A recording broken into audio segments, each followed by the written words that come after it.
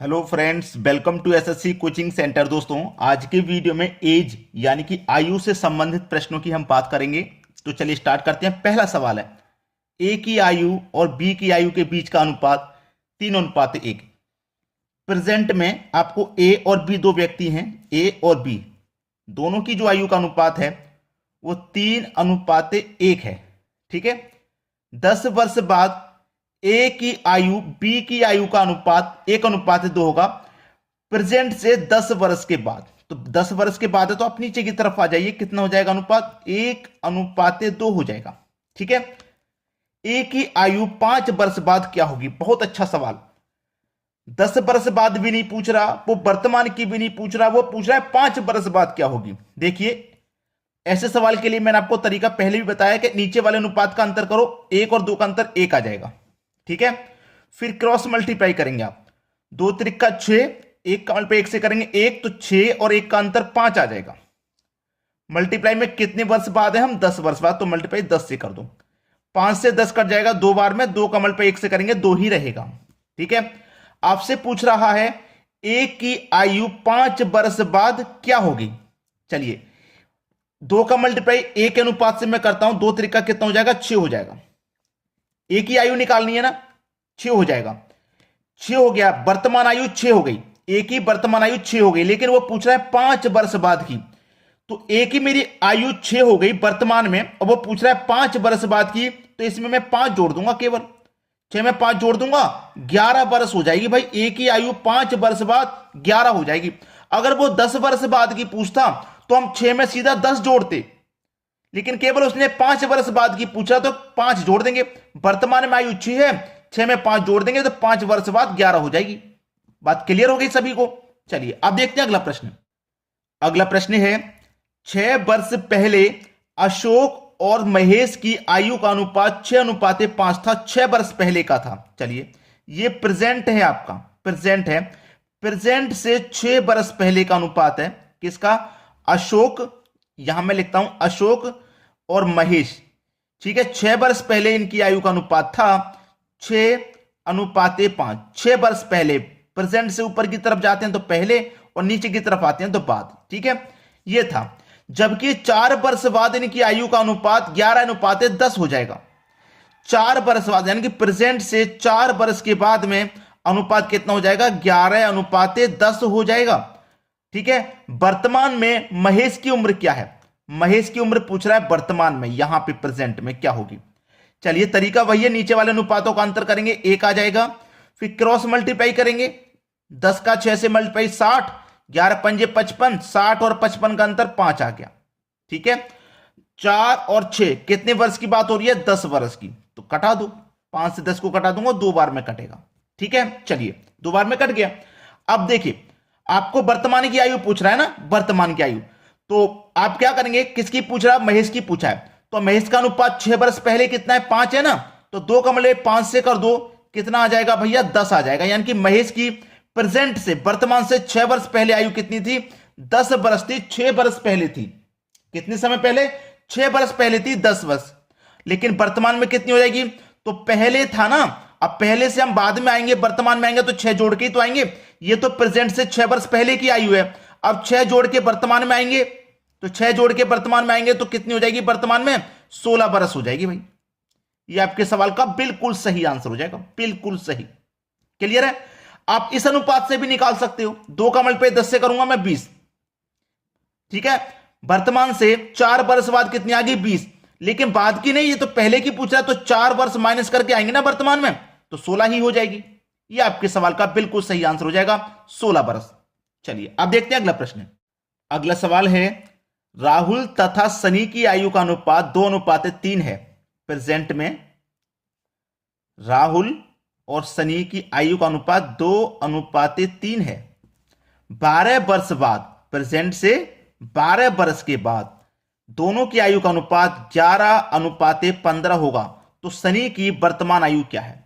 ठीक है। चलिए, नीचे वाले अनुपातों का अंतर 4 आ जाएगा। फिर क्रॉस मल्टीप्लाई, 15 दूने का 30, 11 त्रिक का 33, अनुपात 3। ठीक है, अंतर 3 का हो गया। कितने वर्ष बाद? 12 वर्ष बाद। 3 चौके 12 और 4 चौके 16, 16 निकल के आया। आपसे वर्तमान आयु पूछ रहा है, ठीक है, शनि की वर्तमान आयु पूछ रहा है, तो वर्तमान के अनुपात से आप मल्टीप्लाई कभी नहीं करेंगे, जिसका पूछता है उससे मल्टीप्लाई नहीं करते। जो शनि का दूसरा अनुपात है 12 वर्ष बाद का, उससे करेंगे, ठीक है। 12 वर्ष के बाद का जो अनुपात है उससे आपको मल्टीप्लाई करना है, ठीक है। 12 वर्ष के बाद का अनुपात कितना है? 15। तो इस 16 का मल्टीप्लाई इससे करेंगे, 12 वर्ष बाद वाले से। इसी से करोगे आप? बताइए, इससे करोगे? अगर मैं 16 का मल्टीप्लाई 3 से करता हूं, 16 त्रिक का कितना हो जाएगा? 48 वर्ष। ये आपके सवाल का आंसर हो गया, ठीक है, 48 वर्ष। अगर मैं इस अनुपात से मल्टीप्लाई करता हूं, इस 16 का, इस अनुपात से, तो 16 पंजे 80 का 0, कैरी का 8, 16 कम 16, 16 में जोड़ देंगे 8, तो ये हो जाएगा 24, यानी कि 240। अब इसमें से मैं क्या करूंगा? वर्तमान में आने के लिए 12 वर्ष पहले जाऊंगा, तो इसमें से अगर मैं 12 घटा दूंगा तो ये हो जाएगा 228। तो क्या शनि 228 वर्ष का होगा? नहीं होगा ना। तो यहां पे कहीं कहीं पे ये अपवाद रहता है, कहीं कहीं पे ये अपवाद रहता है, जो कि ये नियम फॉलो नहीं होता है, कहीं कहीं पे अपवाद होता है। तो शनि की आयु 48 वर्ष है, ये आपके सवाल का बिल्कुल सही आंसर हो जाए। चलिए अब देखते हैं अगला सवाल। अगला प्रश्न है, एक का विवाह 6 वर्ष पूर्व हुआ, अब उसकी आयु उसके विवाह के समय की आयु से 1.1/4 गुना है। उसके पुत्र की आयु उसकी आयु की 1/10 गुना है। उसके पुत्र की वर्तमान आयु कितनी है?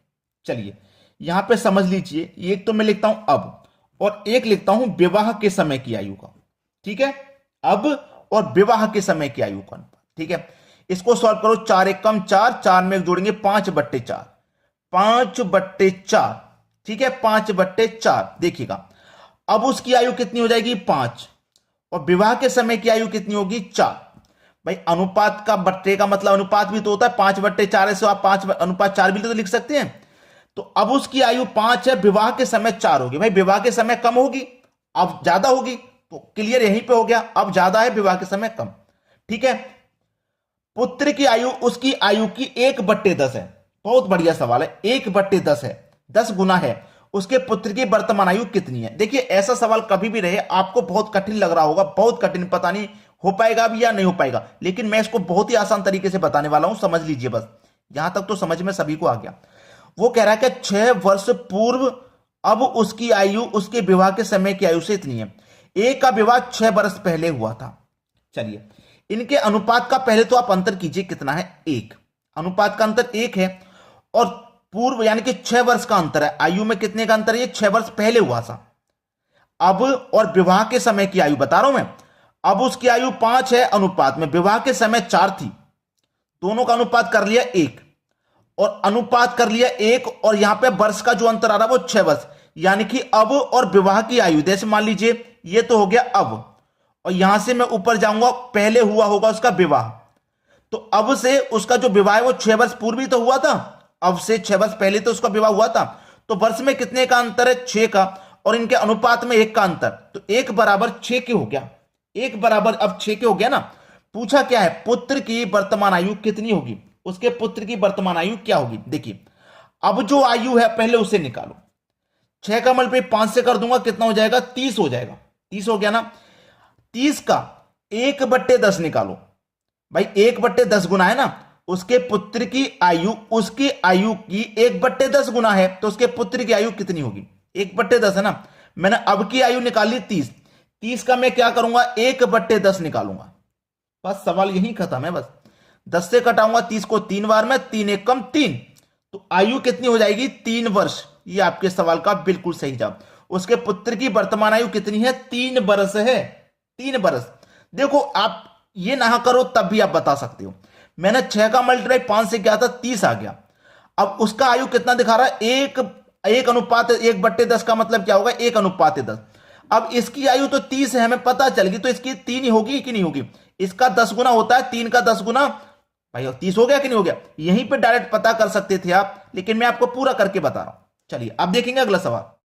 अगला सवाल है, राम की आयु उस अपने पिता की आयु का 1/6 है, ठीक है। ये राम और ये उसका पिता। चलिए मैं लिख लेता हूं राम, और ये राम के हो गए फादर, इस तरीके से लिख लेता हूं फादर, ठीक है। 1/6 का मतलब क्या है? 1/6, ठीक है। क्लियर है इतनी बात? 10 वर्ष बाद, यानी कि ये तो प्रेजेंट हो गया, प्रेजेंट से आ जाओ 10 वर्ष के बाद में नीचे की तरफ। 10 वर्ष बाद राम के पिता की आयु विमल की आयु से दोगुनी होगी।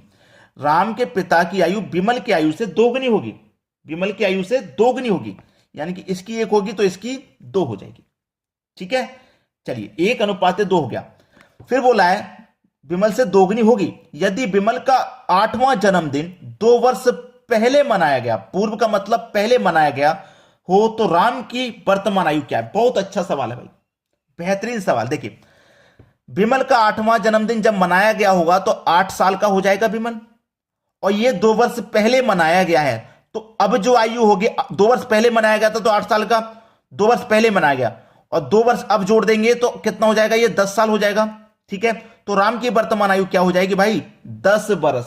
ये आपके सवाल का सही आंसर हो जाएगा, बिल्कुल सही जवाब। कठिन तो है ही नहीं, अगर आप इसमें कठिन लेकर के आओगे तो आप इसमें उलझ जाओगे इस प्रश्न में। चलिए अब देखते हैं अगला सवाल। अगला सवाल है ए व वी की वर्तमान आयु का अनुपात 3:5 है। ए और बी की वर्तमान आयु का अनुपात 3:5 है। वर्तमान यानी कि प्रेजेंट का। 10 वर्ष बाद, प्रेजेंट से आ जाओ 10 वर्ष बाद नीचे की तरफ, 5:7 हो जाएगा इनका अनुपात। ठीक है, पहले कितना था? 3:5 था, 3:5 फिर हो गया 5:7। तो ए की वर्तमान आयु क्या है?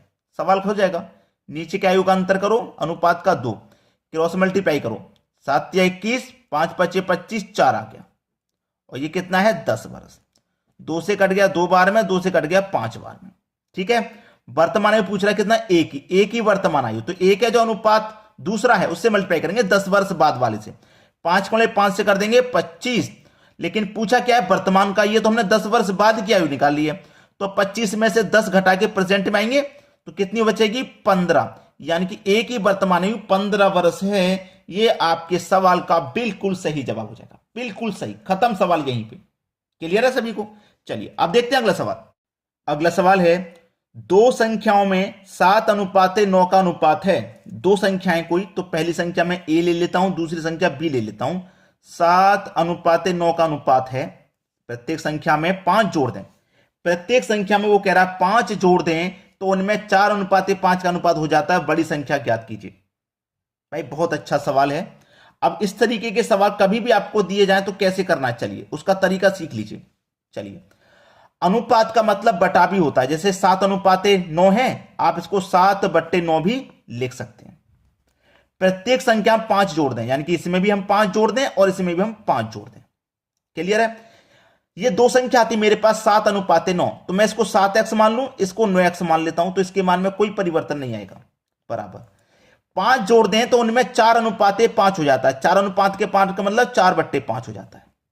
क्लियर? 4/5, क्योंकि अनुपात का मतलब बटा भी होता है। अब हो जाएगा cross multiply. 5 7 35x, 35x plus 5 5 25 बराबर 9 चौक 36x प्लस 5 चौके 20।